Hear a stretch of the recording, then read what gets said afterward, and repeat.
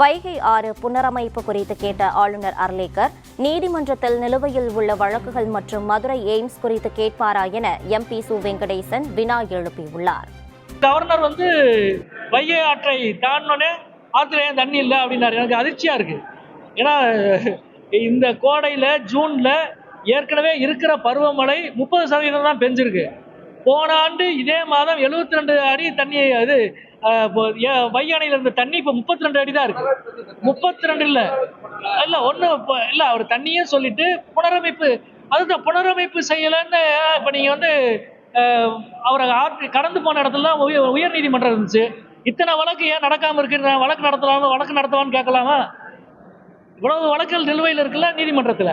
ஏன் இவ்வளவு வழக்கு நிலுவையில் இருக்கு? நான் வேணா ஆளுநர் மாளிகை தலையிடலாமன்னு கேட்க முடியுமா? இந்த போங்க எய்ம்ஸ் 10 வருஷமா கட்டி முடிக்காம இருக்காங்க. ஏன் எய்ம்ஸ் இன்னும் கட்டி முடிக்கல?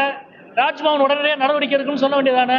அதெல்லாம் அந்தந்த துறை, பொதுப்பணித்துறை செய்ய வேண்டியதை பொதுப்பணித்துறை தான் செய்யணும். நீதித்துறை செய்யணும்னு இல்ல செய்யலன்னு சொல்றது வேற.